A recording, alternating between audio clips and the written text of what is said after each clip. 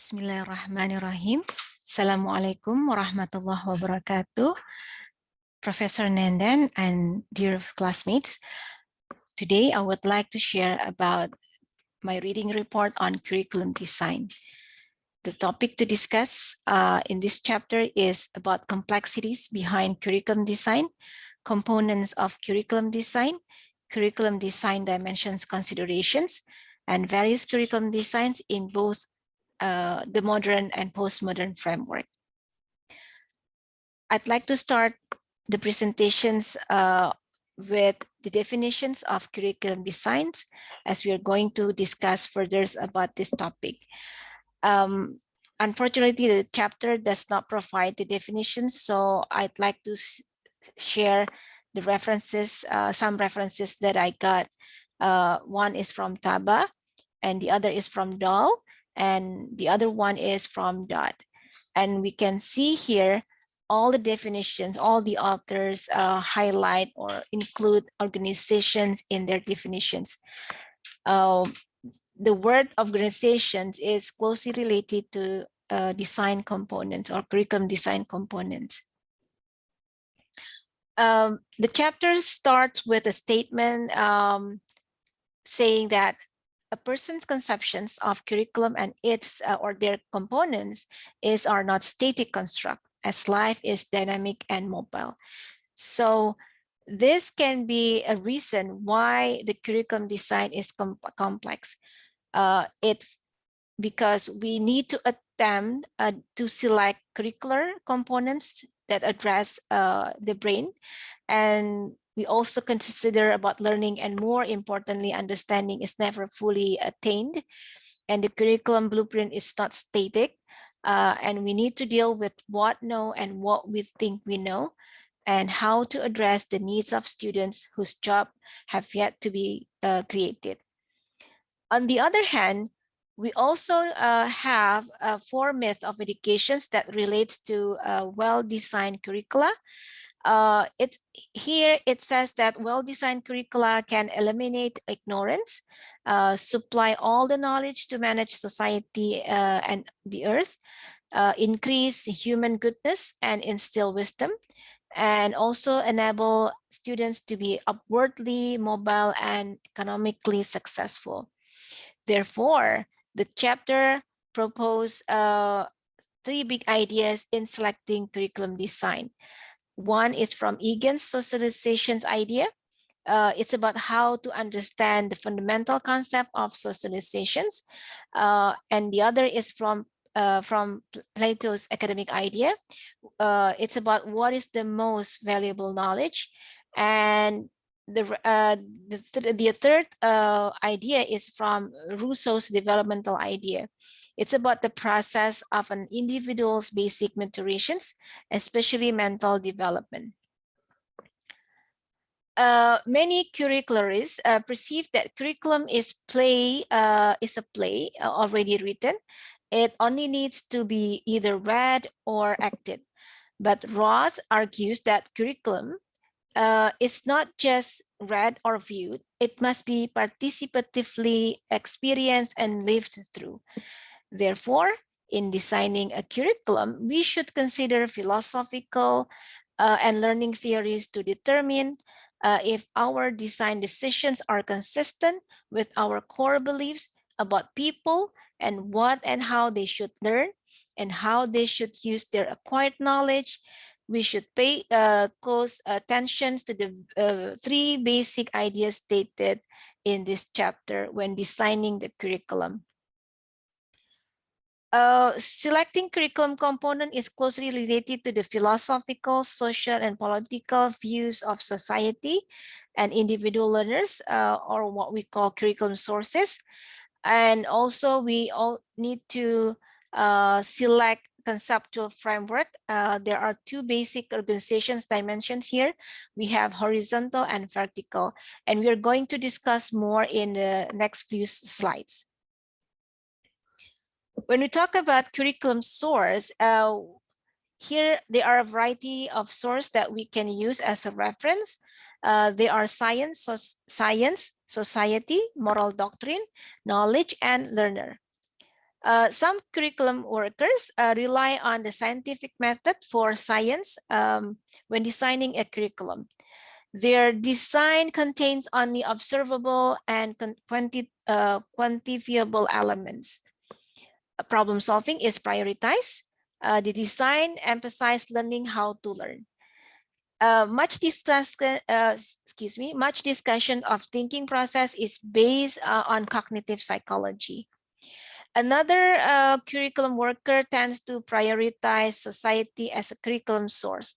So here they believe that school is an agent of society and should draw its curriculum ideas from analysis of the situations. In the moral doctrine as a source, other curriculum designers look to the past for guidance regarding appropriate content. These persons emphasize that they view as lasting truth advanced by the great thinker of the past, and their designs stress the content and rank some subjects as more important than others. And some people believe that the curriculum design should be guided by religious texts. For knowledge as a source, the designers believe that knowledge is the primary source of the curriculum.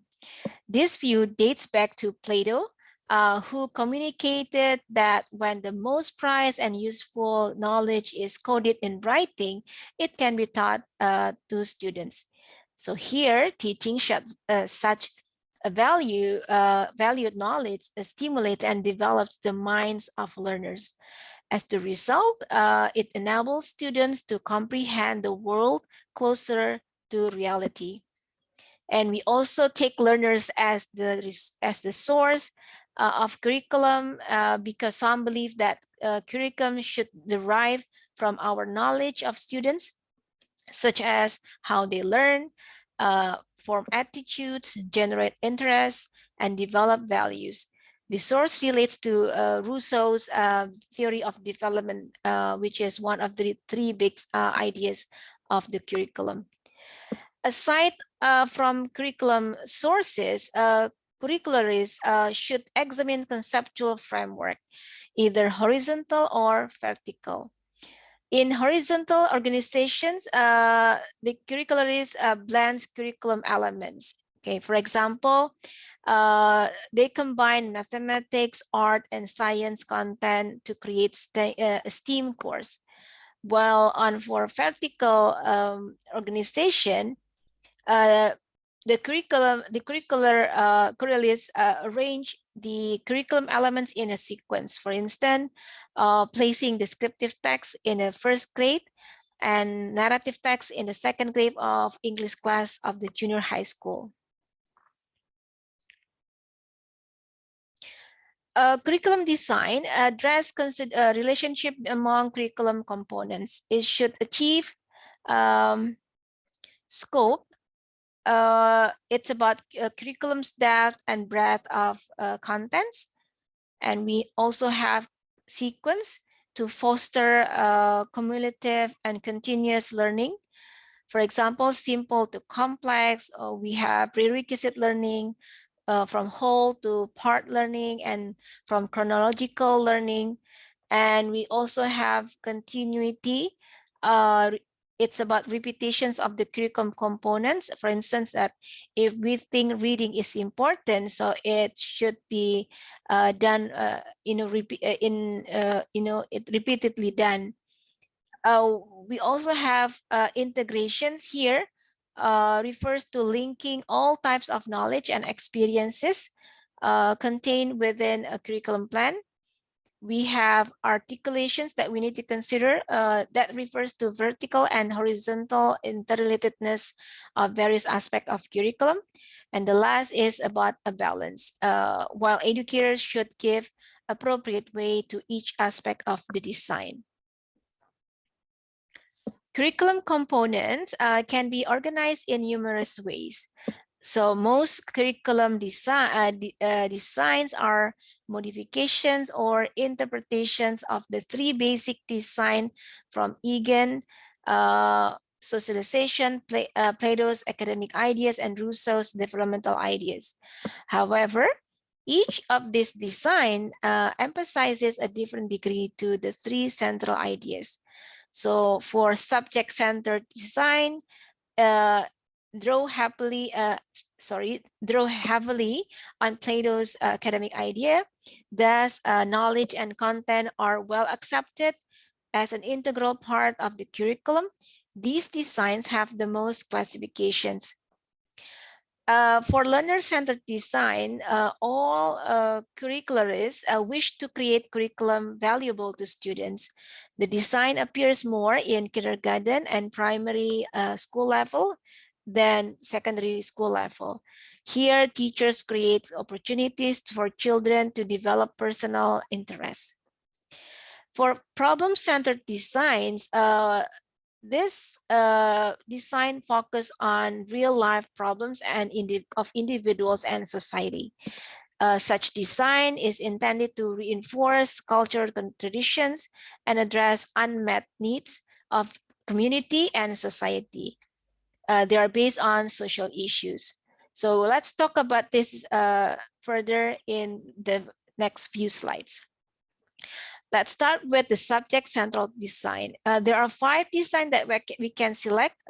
We can have subject design that corresponds to textbook treatment and teachers training as a subject specialist.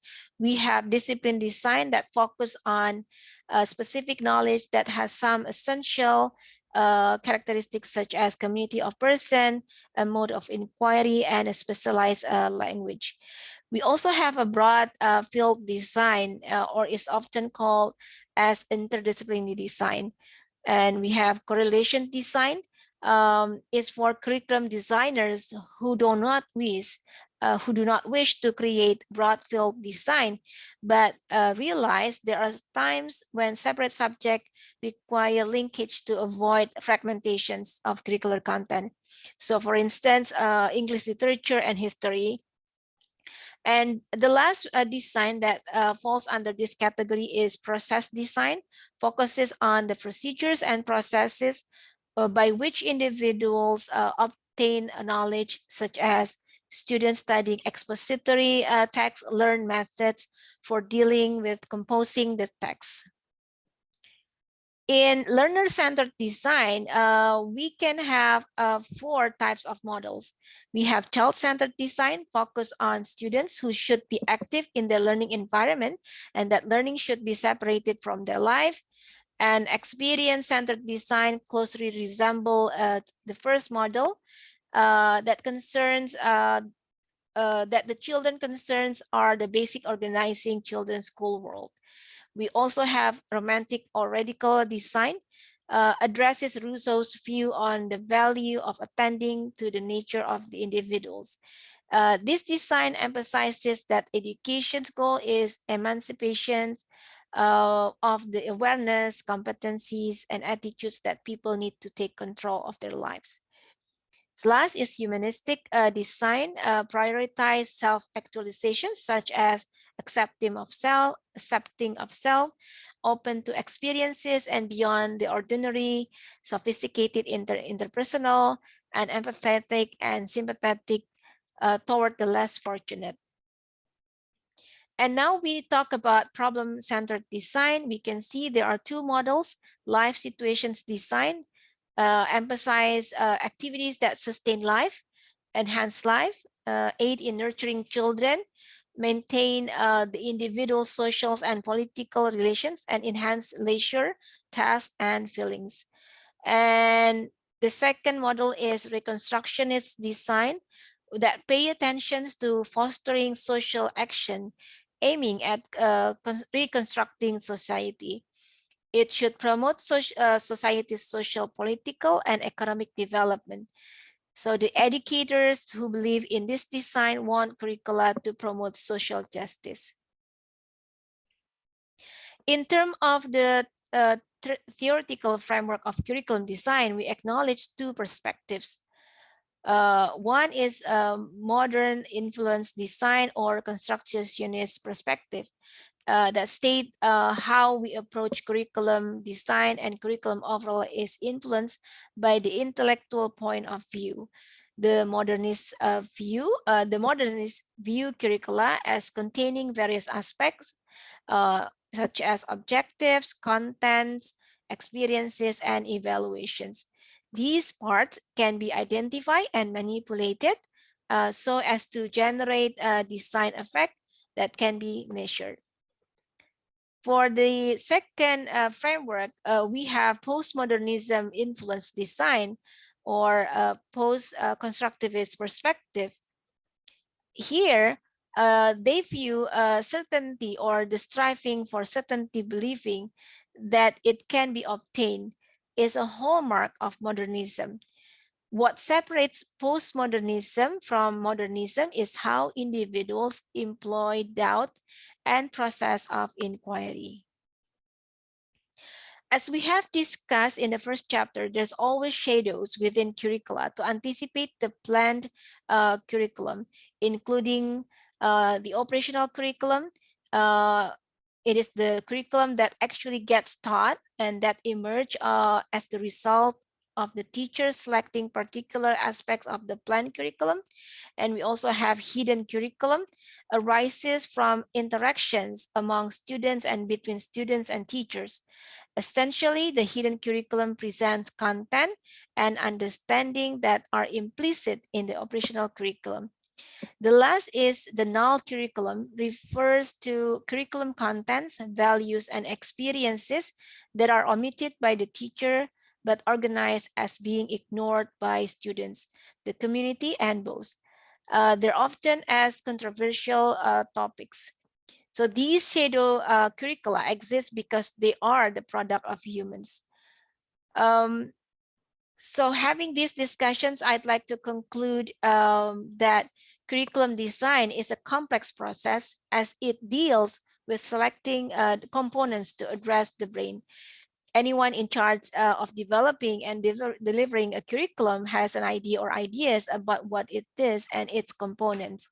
The conceptions of curriculum and its components are not static constructs. So it is dynamic and mobile as life is. Then the three basic ideas of curriculum should be taken into account in selecting curriculum design models. I'd like to reflect on this chapter that complexity of curriculum design makes us realize there is no perfect model that fits all. In terms of the three basic ideas of curriculum, they are significantly relevant to what education is about. The chapter provides valuable insights into importance of having the concept of curriculum and its components that the institution needs to take into account. As the curriculum design is not static, there should be continuous and systematic reflections from all stakeholders as the curriculum sources. That's the end of my presentation. Thank you. And I'd like, if you have questions, I would be appreciate if you have questions and comments. Thank you so much. And